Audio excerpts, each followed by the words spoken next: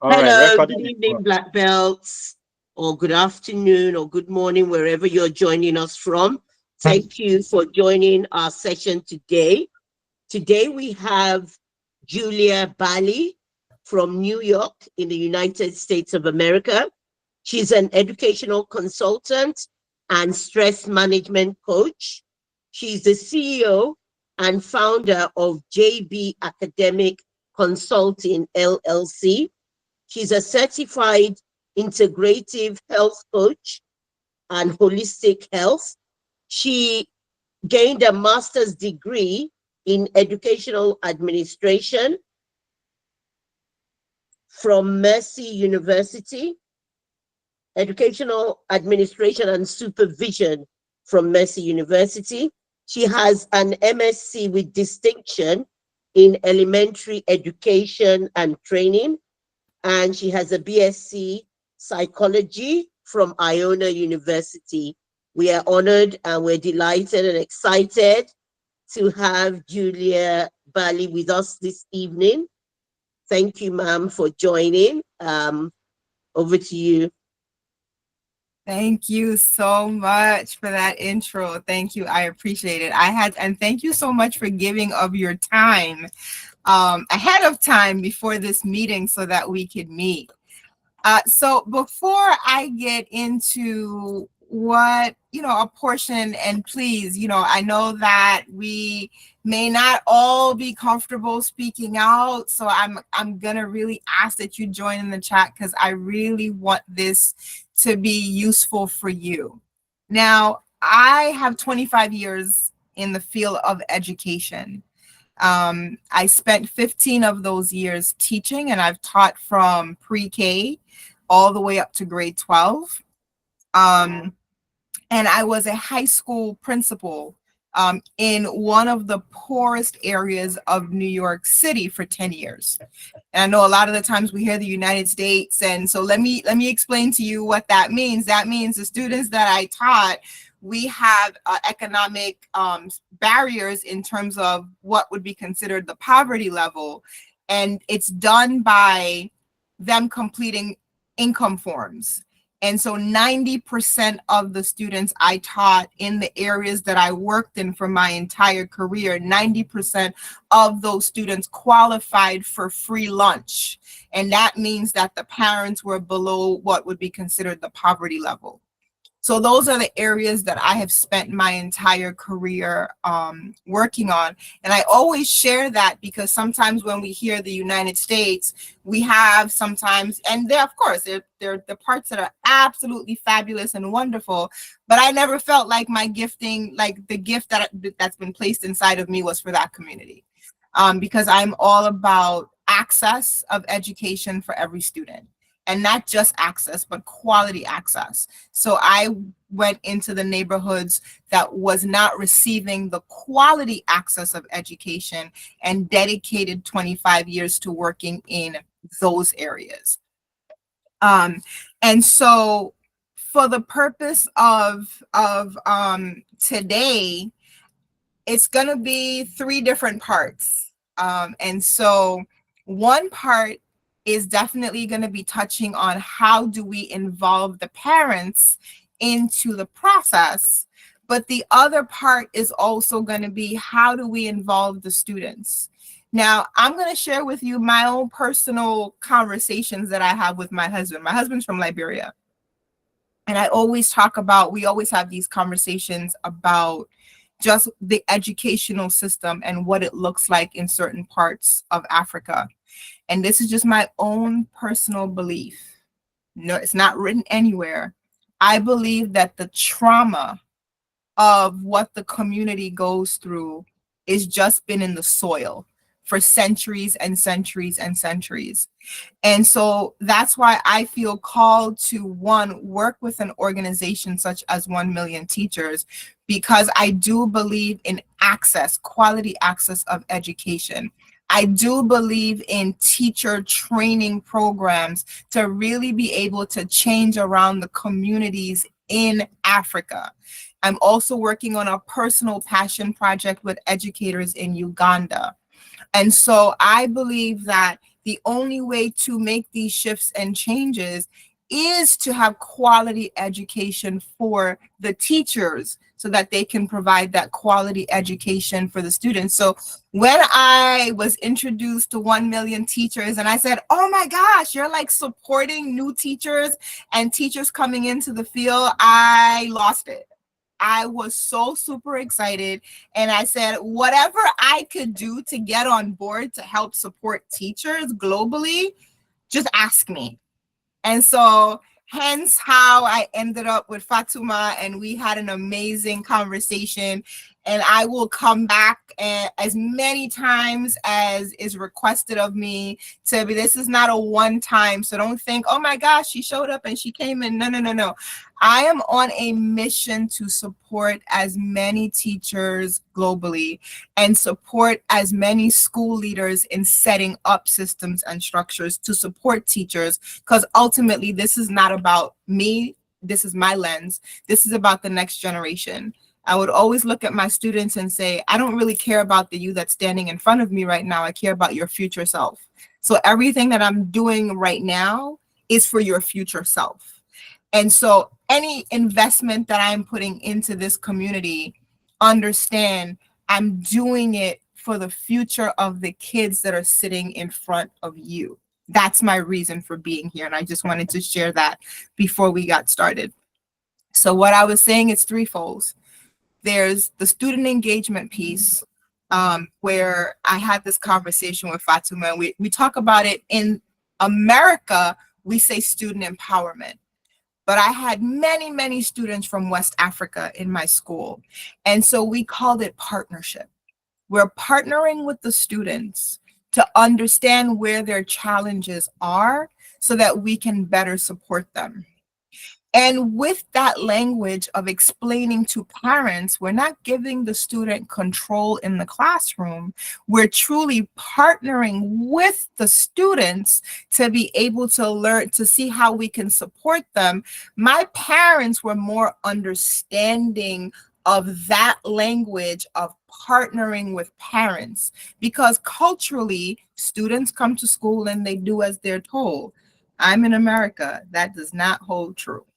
However, I understand culturally, students come to school and do what they're told. However, there's so many times that then we don't understand where and how we can help and support them. How can we improve the experience for them? And so that's what I'm going to be showing you today. I'm not showing it to you to tell you.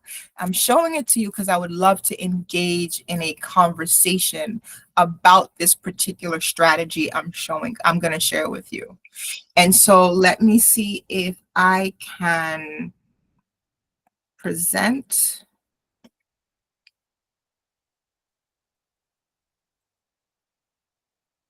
Okay.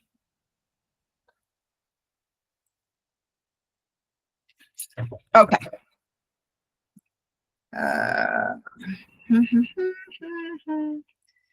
This presentation. Oh, okay.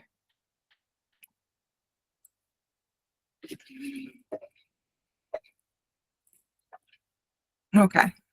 So we're going to bypass company name, and so this is just an introduction to this particular training that I do. And this is a full day training.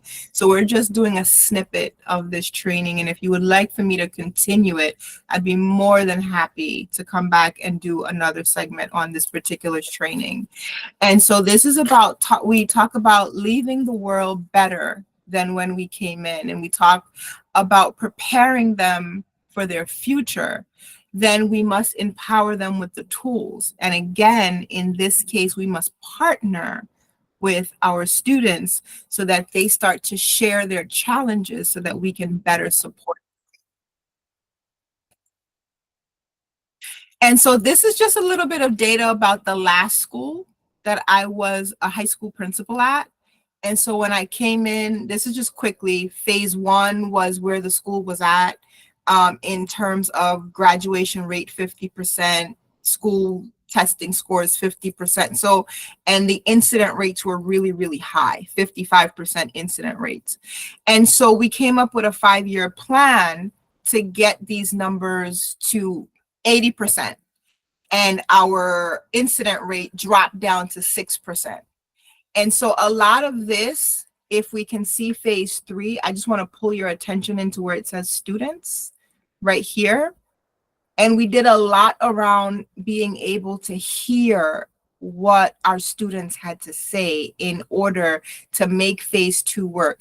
And we did phase 2 in less than the 5 years, but we had situations set up where we could listen to our students, and we brought our parents in to many of these sessions as well. And so we had town hall meetings and parents were invited. They were a part of the mentorship program for students. They were a part of our students, were a part of the instructional team. So we had an instructional team, but we invited the students in to be able to share what's working and what's not working for them. And then the one-to-one program, the one-to-one go-to was my favorite, because every student had the opportunity to be connected to one other person in the school. So they always felt safe. And I especially always wanted my girls to feel safe, my young ladies to feel safe. So they had a one-to-one person that they connected with in the school that would always be there to partner with them and hear what they had to say. So for me, that was a huge part in being able to move the school forward. We also have something, I don't know if this works or, but we have something called norm setting. And usually we would call those rules.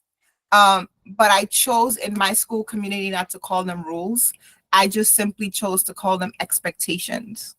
And so we partnered with the students to come up with certain expectations, certain norms, certain ways that we expect them to behave, and then certain ways that we expect them to actually academically carry out the work.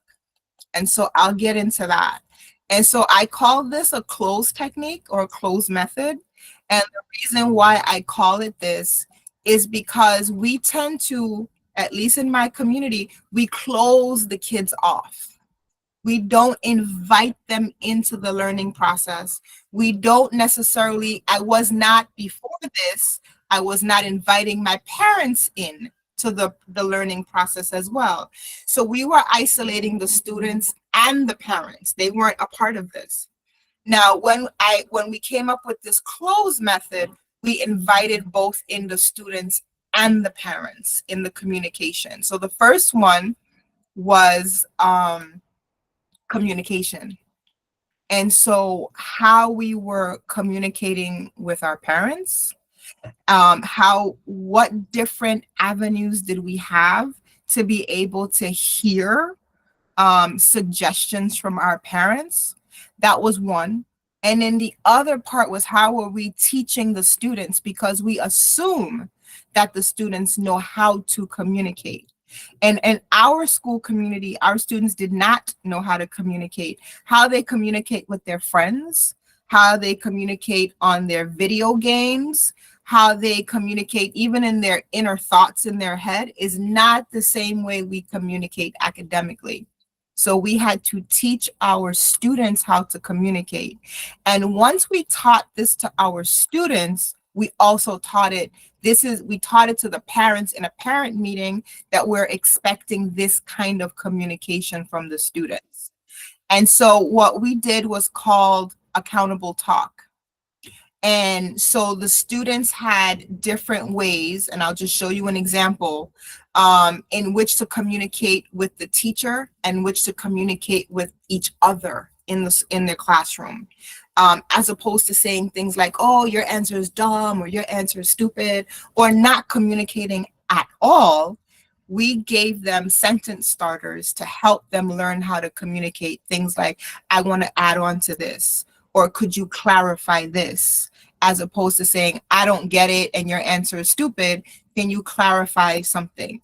And so we came up with 6 different sentence starters, and we had them posted inside the classroom so that the students would always be accountable to using this. And then when we had our parent meeting, we also shared a copy of that with the parents. And some parents used it in their home, and many did not. However, they were aware that this communication was expected in schools.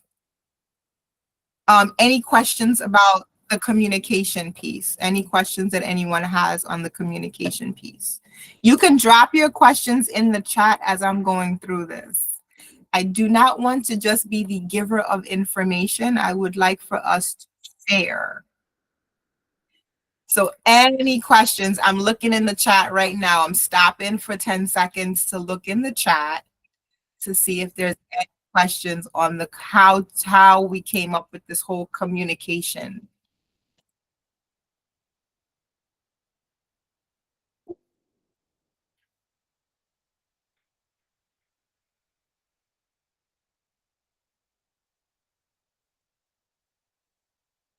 Okay. The next thing that we did in the close method is L, the listening piece. And so as educators, I can speak from the team that I worked with, I can speak to myself as an educator, is we didn't do a really good job of listening to our students. We weren't really good at seeing what was working and what wasn't working in the classroom or outside the classroom. So a lot of the times we do a lesson as a teacher and then we want the answer to happen quickly. And so it's almost like then we start answering the question because we get panicked with silence. So when I said I wanted to see if there were any questions, I actually did the countdown that I put on the side right here. 10, 9, 8, 7, 6, 5, 4. I just did that. When I said, I'm going to give you 10 seconds to see if anyone has any questions. We did this as a school community, and this allowed the students just to have some processing time. It's for me and for us as a community, it was important as we're teaching information that we actually stop and allow the students time to process the information before we jump on to the next thing. And again, because a lot of the times this is the way we have been taught, you just keep information after information after information. A lot of the times that processing time that they need to really retain and understand it hasn't happened. And so what does this sound like in a classroom? What's happening? I'm going to get into a little bit of science here. Encoding of knowledge. When we give students new information, it needs to attach itself to old information, so prior information. If it doesn't connect with anything, that information is lost the same day.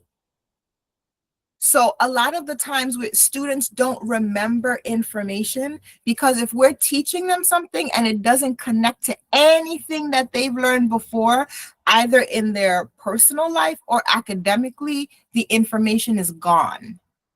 And so that's why that processing time, allowing them time to process and then listen to their responses is so important. That dialogue that students have in the classroom with those accountable talk stems that I talked about helps for them to take what's considered short-term information and connect it to other information to make it long-term.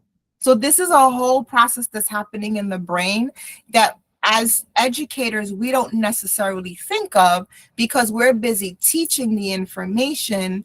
But if we don't have time to discuss and listen to students and hear those conversations, they can't connect it to anything. So they come back the next day, or you give them a test at the end of the week and the information is gone because there was no processing time. So encoding the information, providing with individual processing time, or also providing them with pair share time. Like they actually talk with each other, like pair them up in groups of two, where they're talking about the information. You give them something to do with that information that they have to work with each other to then produce an answer. And this can happen in pairs or it can happen in groups. Of course, both of them require time to set these things up, but they can happen regardless, whether in parent groups. All of it requires systems and structures, but this helps these students to be able to retain the information that is being taught. So so we talked about communication, we talked about listening, and now the next part we're going to talk about is observation. But before I move on to that, is there anything that anyone would like to ask or say or write in the chat about the listening part?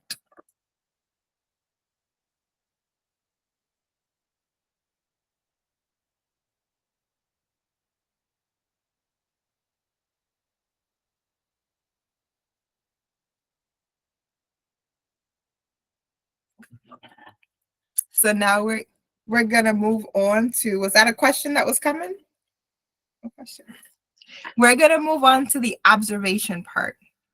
And in the observation piece of your lesson, we're modeling what we're doing.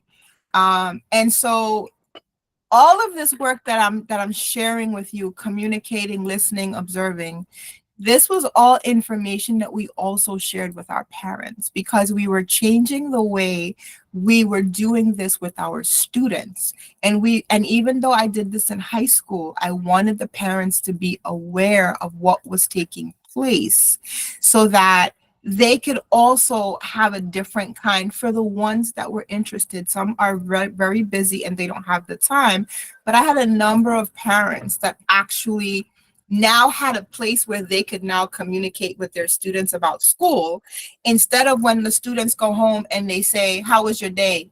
Okay. What did you learn today in school? It was okay. It was fine. I went to math. I had science. I had it. This shift of how we were involving the students and partnering with them, we let the parents know about it. So the observation piece, one of the methods is that I do, we do, you do, which is very popular. The teacher does it, we do it together, and then the students. But it goes a little bit deeper than that. I want you to think about the observation piece in terms of the teachers on the stage. So your students are observing you. That's how that works. And there were times that we also invited our parents in to do walkthroughs in our school community so that they could see. We did it twice a year, and we would invite parents in to see what was being learned in the classes so that they could see these techniques that we were sharing with them, what they actually look like in the classroom, so that they understood empowerment didn't mean that the students were taking over, but it really meant that we were partnering and understanding how we could better support their child in school. So on the teacher stage piece now, we're talking about, understand, every time you're sharing information with the students, they're looking at you. So you're like the actor or actress on the stage, and they are observing you. And that's one part of the observation. That's one part of the observation model. The other part is the students are also on the stage. And here is where that accountable talk, where the students are communicating with each other, and those sentence stems that we talked about earlier are so important, because now the teacher is the observer, and you're putting the question out there, and you're able to then look and see whether or not they're actually learning the information. So that part is huge. Again, the students are having they're talking, and you're just observing to see whether or not they're actually learning that information.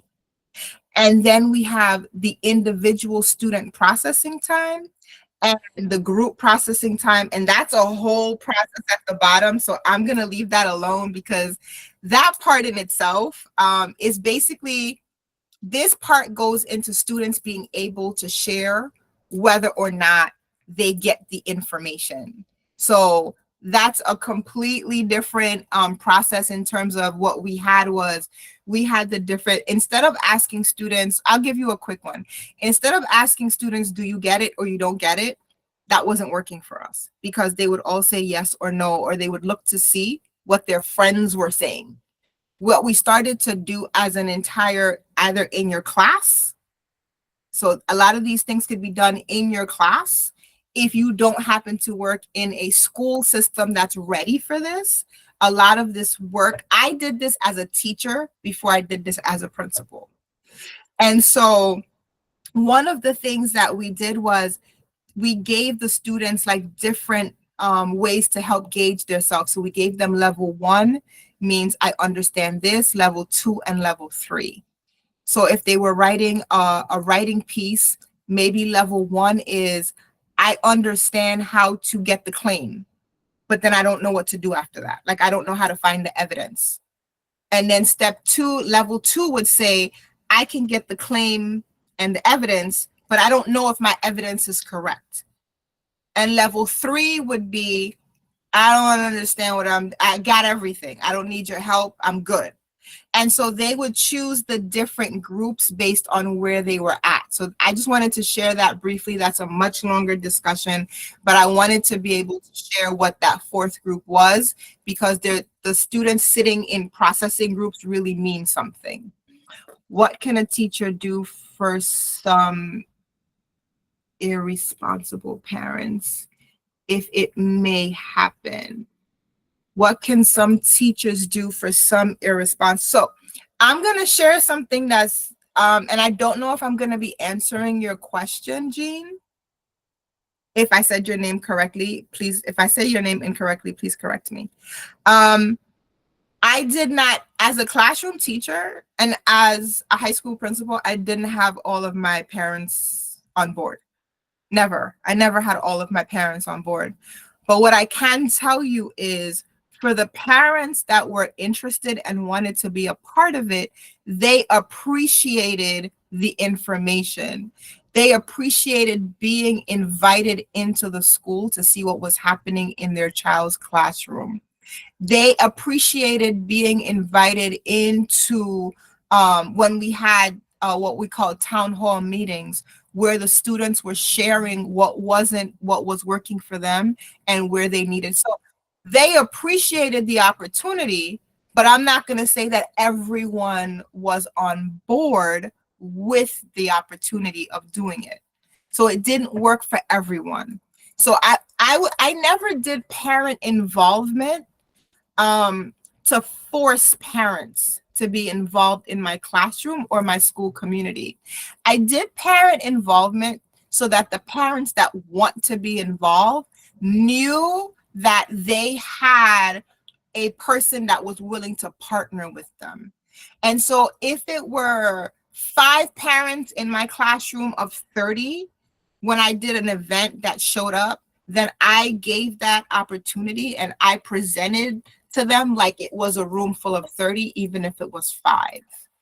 And because eventually what ends up happening is more and more parents then become curious, because they talk amongst each other in the community. Oh, well, I went and this teacher was doing something and it was great. And eventually more will start to come in. I don't know if that's what you mean, or if I did not answer your question, please let me know in the chat that I did not answer your question. And the next part is the summarizing piece, which is where we did a lot of surveys with our students, because not all students want to speak up and not all parents are going to speak up. But a lot of the times, if you just give them a survey, something that they could do quietly to let you know what is working or what isn't working, or sometimes parents are working, they don't have time. They want to be involved, but they can't come to the school. So the surveys were a great way to get the parents involved who wanted to share their ideas and opinions, but they couldn't come into the school to do it. And then we also had like the conferencing opportunities for parents as well. Thank you so much, darling. That we had those conferencing opportunities twice a year for parents to be able to come into the school as well. And so that's just getting feedback. That's getting feedback to know if what you're doing is actually working.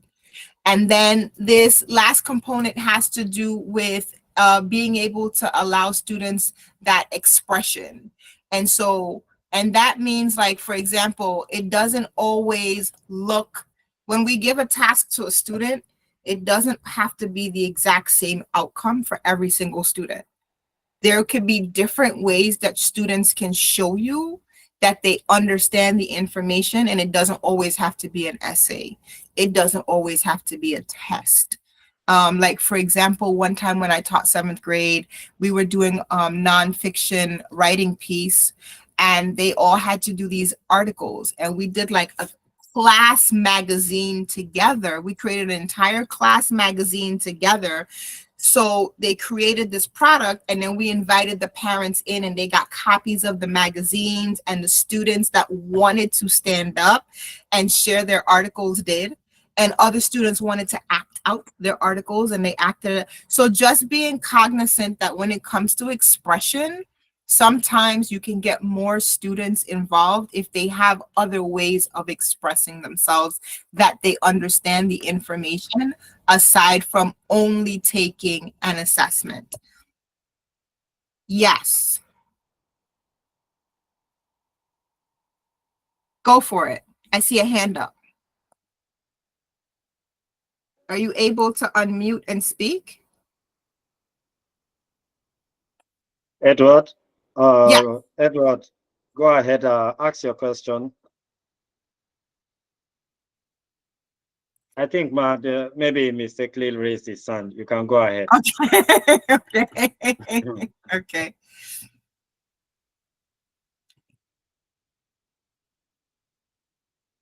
And so overall, one of the things that we were trying to accomplish was a place where the students felt safe.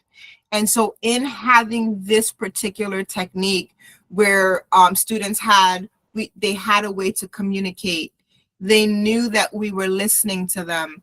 We had a way of observing and getting feedback and allowing for expression of their thoughts, really helped us to know what was working and what wasn't working for the students.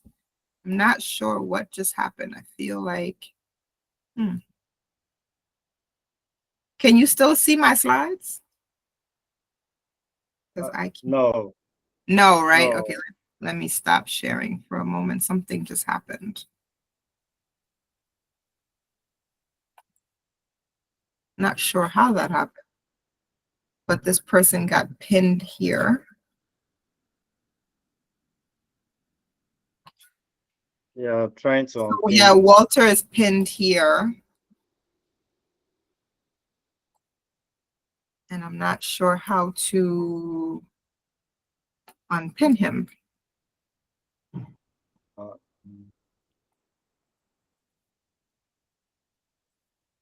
Okay, there we go. So I'm just gonna wrap up, and then I'm gonna see if there are any questions. I'll share the end of what I have here, and then I will see if there are any questions that we may have in regards to, again, this is inviting students in as partners, but also sharing this process with parents and understanding. And I love that question, because that's always a question that I get when I do this. It's just like, well, how do you get all parents involved? And the reality is you won't, but you will have a number of parents. I don't care if it's 2 or 3 parents. You will have parents that really are concerned about what's happening in their child's learning, and they will join in and be a part of that process. And so the last part I share here again is a lot of this entire thing is focused on bringing in the parents, but also understanding how information travels for our students. So as we're doing something like this, if you're doing it in a classroom or if you're doing it school-wide, it takes time. And it takes time because of this retention process. Anything that we're pulling in for students, any systems that we want to improve in a school, because I never say change, because the system is already there. We just want to improve on the system. Any system that we want to improve on, understand that it's going to take time for that retention to take place. academically and in your school community before you actually see that change take place, or manifest itself in the way that you want to see it happen, is not going to happen overnight.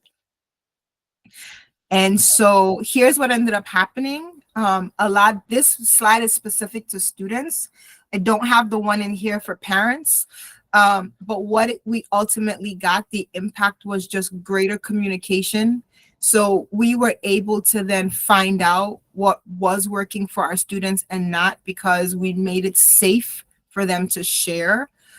Even our students, even like I said, I had a large West African population, and for the most part, they were taught that you just go to school and you do. But then we weren't able to really help them figure out how we can better help them with education. How can we meet your needs? So because everyone in the classroom setting was communicating in this way, it took them a little bit more time, but they also started to communicate and share how we can better help them and educate them. So that's a lot of what this method did. Especially because I had a wide mix. I had a lot of students from Central America, South America, West Africa. And so having all of these different cultures, we needed to have one way to be able to partner with our students and our parents so that they can share with us what's working and what was not working. And that's really the bulk of what I have. I would love, love, love, love to hear questions. Whether or not, like, what part of this do you think, and I'm not saying you could magically do any of this. I'm just saying, what part of it, where could you start? What's one thing you feel like you would be able to do in your own classroom setting? Is there anything that was shared with you today that you feel that you would be able to do in your own classroom setting, or a way that you could invite parents into what's happening in your classroom?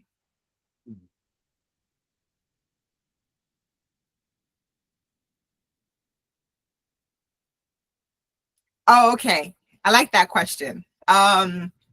That's a whole training, but I'll give you a really quick answer. So the question in the chat, please, have you ever had an experience of teaching a class of students with no foundational background of a certain subject course? If so, how did you manage the class? That's an entire training. I'm going to give you a very quick answer. Yes. And this is actually a method. So this is a method that I use. And it's called the CRA model. So it's called the CRA model. And I'm going to put that in the chat. And so what that means is that you provide a concrete example. So you have to show the students, if they have no foundational background in anything, you have to show them a representation of what that thing looks like. One of the issues that I know we have in the country is that we give a lot of handouts. So we always give the students a workbook or a handout or something like that. But it doesn't make sense to them because that's abstract. You're asking them to apply knowledge before they understand what that knowledge is. And so sometimes what's helpful is if you can show them either a quick video clip in your classroom or an actual representation of what you would like. So I'm going to go off on a science experiment or a time period in history. You want to show them an actual representation of, well, this war happened and this is what it looked like. Now, if you want them to share with you what was the cause and effect for that, then you got to show them what it was first, because they have nothing to connect it with. They have no understanding of what you're talking about. It's like when you're teaching your primary, think about it when you're teaching primary grades. You show them everything. This is an apple, this is red, this is what it looks like. You show them a representation of everything before you actually expect them to point out an apple. Before you expect them to point out the color red, you show it to them first. And then you practice, practice, practice, practice. And then you may ask them, what's the color of an apple? Because now there's nothing there. So that's an abstract concept that they have to now pull out of their own thinking to make.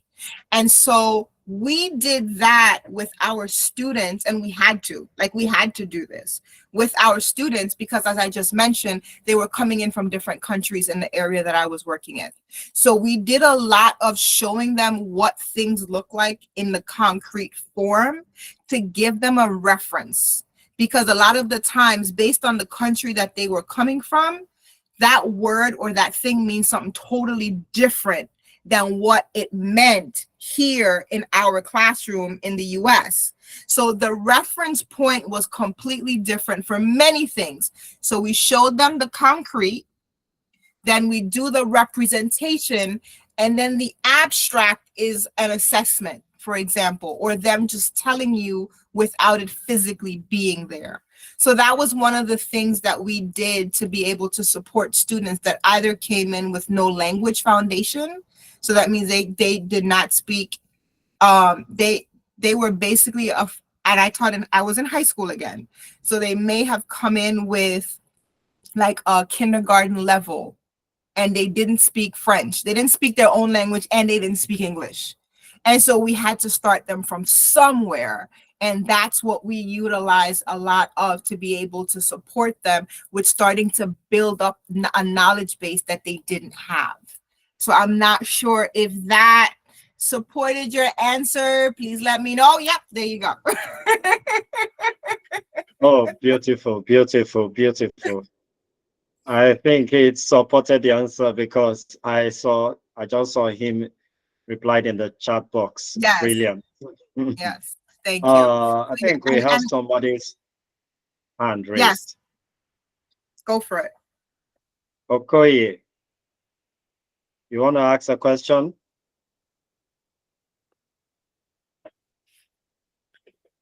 Evans Okoye. All right, Ma. Go on. Last words. Go on, Ma. Go on. Again, so here is just for the community. Like I said before when I came in, the company that I started under my own name that Fatuma mentioned, which you can see on the screen, JB Academic Consulting, I started this company so that I could support new teachers. That was my only reason for even starting my own company. When I came across Rizma, which is the COO of this company, she was introduced to me.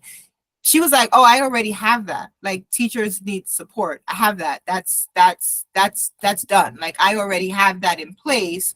Are you available to support?"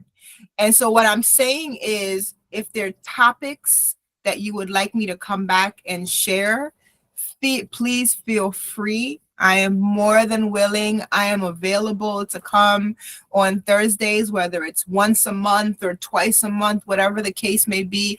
However I can support you, this is the heart of the work that I do. I want to help teachers globally. So this is one of the major reasons I left the actual physical building, is because I just really wanted to be able to help teachers. I didn't want to deal with all of the red tape and the bureaucracy of educating. I just want to help teachers, because in helping teachers, I'm helping more students.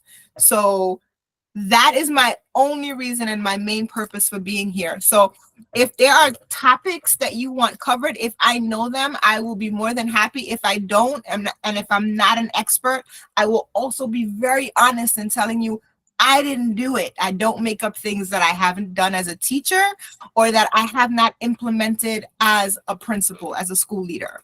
So if there are topics, any topics that you would like for me to present on in the future, please feel free to invite me back whenever you would like me to be here. Or if you just have a list of questions that you want answered, I'd be happy to come in and do that as well. However I can support your community, I am here for you. Oh, that's awesome. Thank you so much. Thank you so much. Yeah, I think we might do a poll or a survey, a WhatsApp poll, and then I'll get back to you. But we would definitely love to see you on our sessions every Thursday. So welcome to our community. Welcome to the 1 Million Teachers Black Belts community. We are really, really excited to have you. So I'll get back to you on that one, on what topic we would like I look forward, to do. yes. But your first session has been brilliant. Thank you so much. You're So if there are very, no very other welcome. questions, Patrick can round it up and we'll stop the recording. And we'll see you soon. Yes, you will. Thank you so much. Be blessed. And thank you for the work that you're doing. All right. We want to appreciate everyone. Ms. Julia, in fact, an awesome delivery there. Wow. But I was so much jotting at a point in time. It was like, there's a whole lot of things coming out. And I look forward to applying some of these skills, as well as I know many of our black belts here will be doing likewise.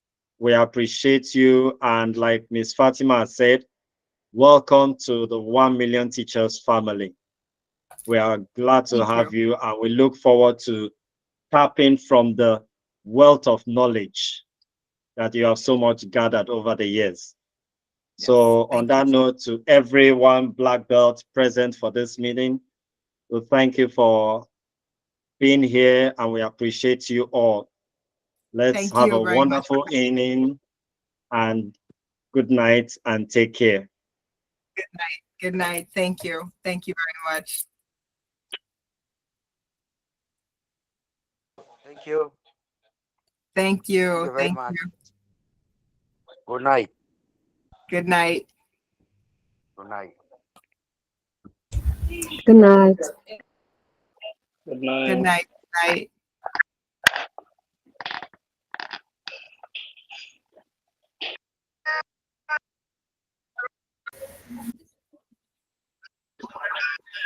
Thank you. Thank you. Good night. Good night, everyone. Thank you.